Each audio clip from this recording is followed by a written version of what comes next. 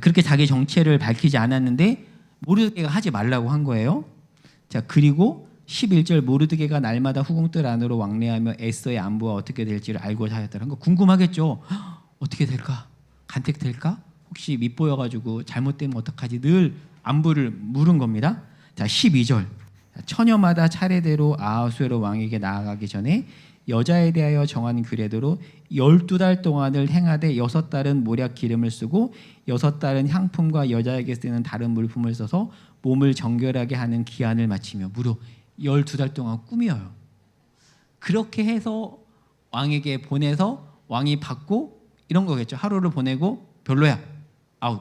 이런 식으로 지금 한 겁니다. 근데 그 후보 중에 하나로 에스더가 이끌려간 거죠.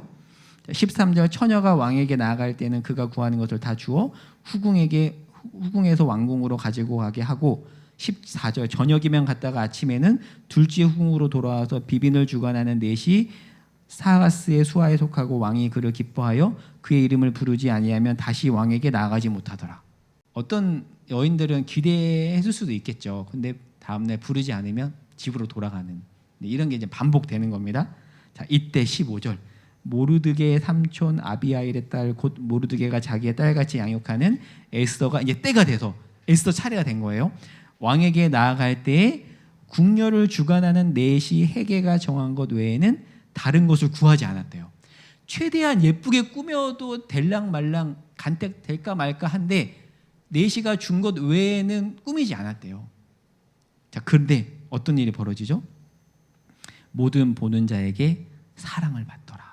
하나님의 간섭으로밖에 이거는 해석할 수가 없습니다. 자, 16절 이제 해가 나오죠. 아하수에로 왕의 제7년 10월 곧 데벨월에 에스더가 왕궁에 인도되어 들어가서 왕 앞에 나가니 드디어 간 거예요. 이미 이제 보는 자 앞에서 사랑을 받았고 갔어요. 근데 생각보다 꾸미지 않은 거예요. 자, 17절 드디어 왕이 아까 봤던 그 무서운 크세리크세스 왕 봤죠? 영화에서 그 왕이 지금 에스더를 딱 마주한 겁니다.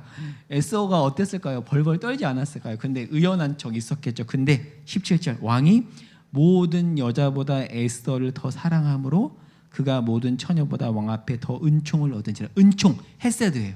하나님의 개입인 겁니다. 하나님께서 크세르크세스 왕의 마음을 바꾸신 거죠. 좋게 만든 겁니다. 그리고 왕이 그의 머리에 관을 씌우고 와스디를 대신하여 왕으로 삼은 후에 왕이 크게 잔치를 베푸니 이는 에스더를 위한 잔치라. 모든 지방관과 신하들을 위하여 잔치를 베푸고 또 각 지방에 세금을 면제하고 왕의 이름으로 큰 상을 주니라. 세금까지 면제시켰대요. 정말 기분이 좋았던 거죠. 그리하여서 드디어 에스더가 와스디 대신 왕으로 간택이 됩니다. 근데 왜 왕후를 뽑았다고 했죠?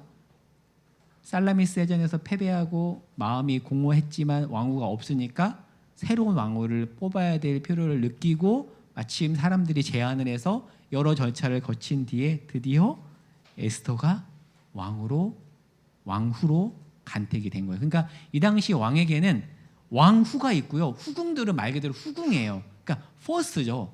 퍼스트로 에스더가 간택이 됩니다. 그러니까 우리가 일반 역사에서 그 유명한 크세레크세스의 부인이 에스더. 그래서 교회 안 다니는 사람들한테도 우리는 성경을 이야기할 때 그런 얘기 해줄 수 있죠. 야, 저 사람 에스더 남편이야.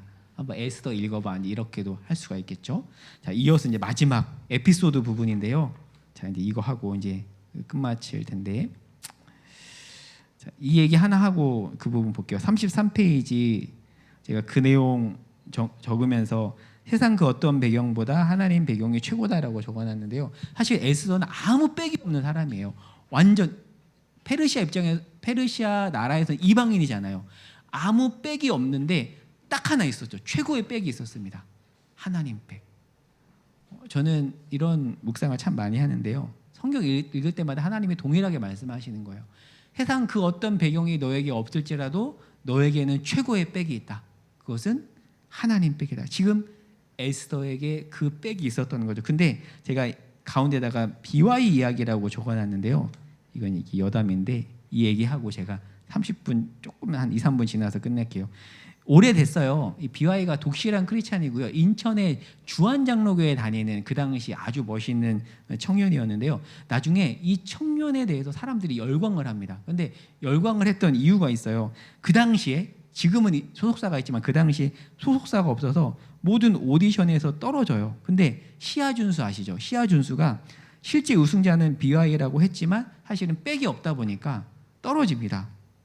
이후에 다음 시즌 오디션에 참가해서 결국 우승을 했는데 그때만 해도 기획사에 소속되지 않았지만 오히려 그 모습을 보고 사람들이 BY에 열광을 합니다. 쟤는 정말 아무것도 없는데 진정성을 가지고 그리고 실력을 가지고 이렇게 가는구나. 모든 사람들이 BY에 열광하는데요. 독실한 크리스찬이에요. 그렇게 말합니다. 나에게 최고의 백은 하나님이다. 저는 그때 진짜 감동을 받았거든요.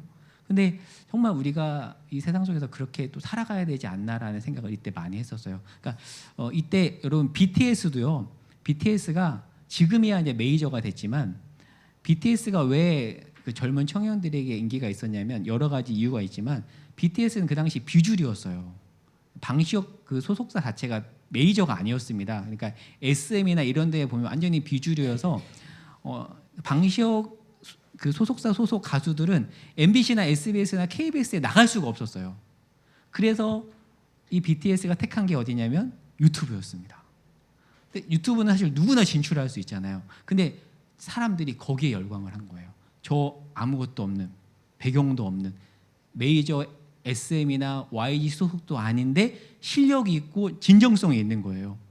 그 모습을 보고 사람들이 BTS에 열광을 합니다. 그러니까 BTS에 열광하는 여러 가지 요인 중에 그 요인이 있다라고 제가 그 당시에 BTS와 예술혁명이라는 한 어떤 학자가 쓴 책이 있는데 그렇게 분석을 하더라고요. 근데 약간 BY와 비슷하죠. 아무것도 없는데 에스더처럼. 그런데 그 속에서 진정성을 가지고 인정받는. 그런데 에스더는 아무것도 없지만 하나님이 든든한 백이 되어 주셔서 간택이 되고 하나님의 섭리를 펼쳐나가는 도구가 되죠. 마지막 에피소드 보겠습니다. 이제 19절. 이제 강의한 35페이지 부분인데요. 19절에 보면 자, 처녀들을 다시 모을 때는 어느 때일까요? 그러니까 이미 에스더가 왕으로 간택이 됐는데 또 왕이 처녀들을 모았다는 것은 시간이 흘러서 약간 애정이 식었다고 해야 될까요?